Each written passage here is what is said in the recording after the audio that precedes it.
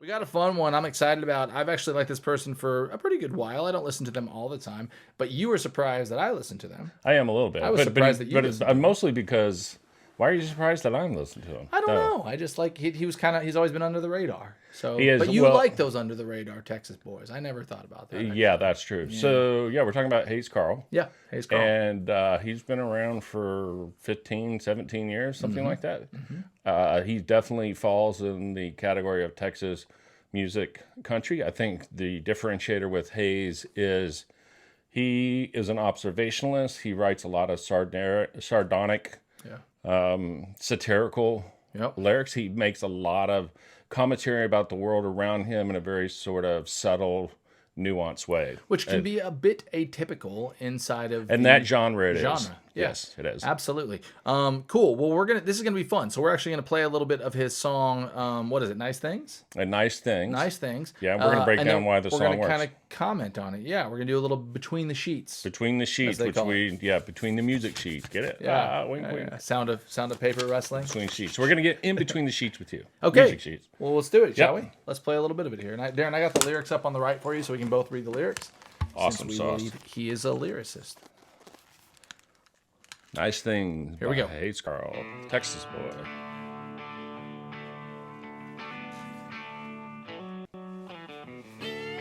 I mean, that's right down the pipe. I knew you were gonna say Texas, baby. That's got to be drop D. Down to earth and to enjoy what she created. Took a fishing trip to Georgia to see what she could see. See what you And did, cast Hayes. out a I see what he homely did there. line.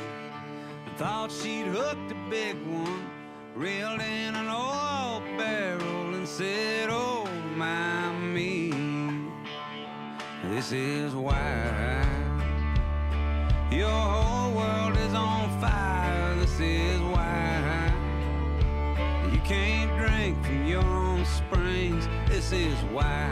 This is why. This is why. Why? This is why y'all can't have nice things." Fun. Let's keep going a bit. Yeah, let's do it. It sounds like he's about to say something else. Then we'll have I him think finish so. with it. So she walked back to the highway, flagged down a passing stranger, an old man with a kind streak who offered her a toke. And just as she was partaking, the blue light started flashing. As they slipped the handcuffs on her, she thought this must be a joke.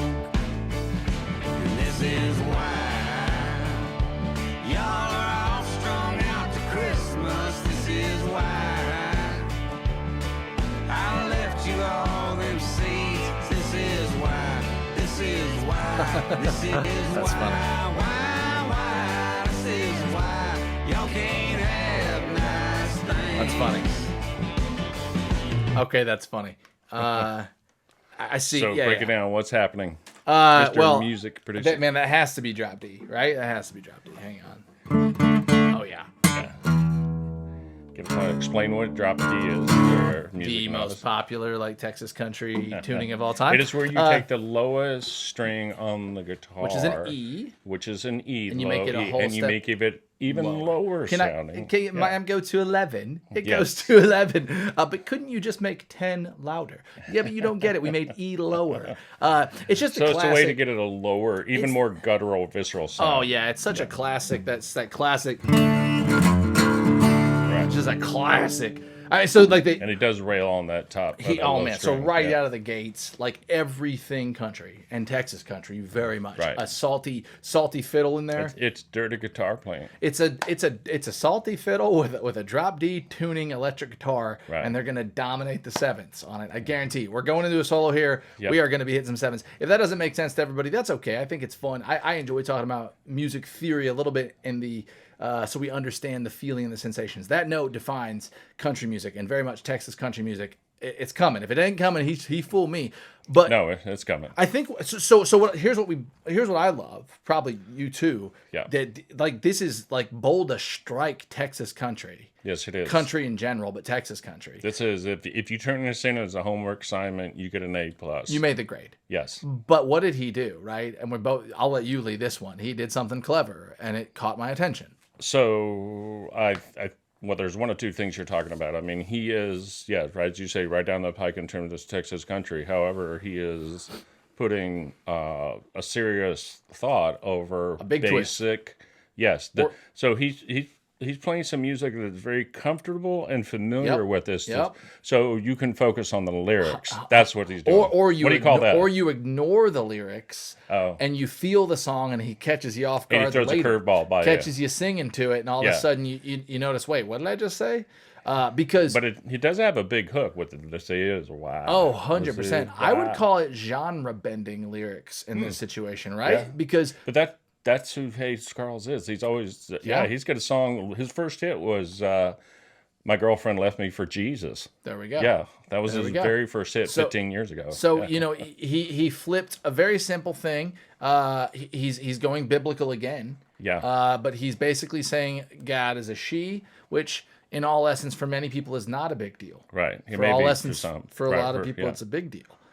So I love that simple. The message of the hand. song is, hey, don't look at me. You guys screwed everything up on the earth here. Right. And but it also talks about how, like, what I love about the slant so far is that he's saying God does exist, but maybe not in the way we think. Weed is okay. I put the seeds here on purpose. Right. He is a she. Okay. Let's not get caught up in these. So, like, he's saying a lot in a powerful message while still kind of giving you something. Like, let's put it this way. This genre typically has a very specific style of audience. Right. They typically have those belief systems wrapped in it, and he is combating them. Right. When we're talking about Texas country music. Yeah, it's a little Willie Nelson. We're saying that because we're on the radio. Absolutely, it's a little Willie Nelson. It is a little Willie Nelson. Because if anyone wants to think that Willie is not a liberal, you got another one coming. Right. Willie about as liberal as it gets. So, but like Willie's loved by everybody. And I love that with Hayes Carll. Hayes Carll. Willie is a good man, regardless of where you stand. He's just a good, friendly and dude. maybe is Willie not a liberal? Am I off here?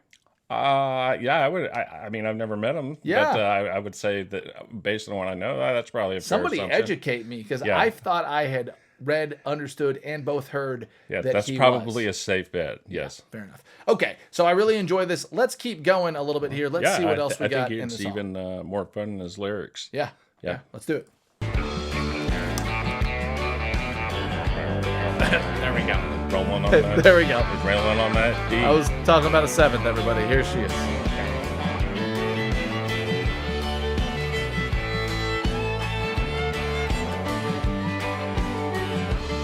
But if you want to play in Texas, even the bass is just gotta have simple. a fiddle in the band. The bass is simple. So she walked out of Everything. the jail Right down the pipe. with a rap sheet and no money.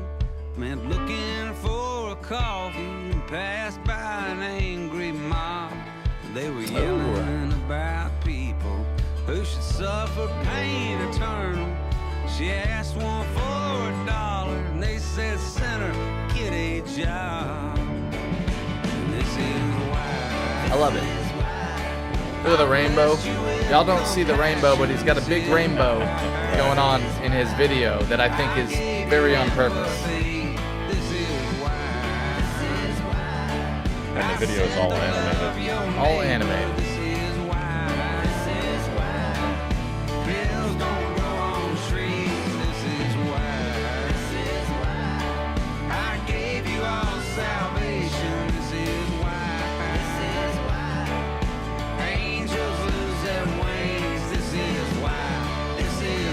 The song sort of drags in a good way. Yeah. It's got a swing to it.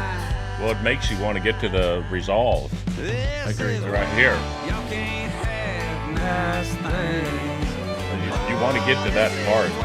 You do. Nice things. They even put a button on the end.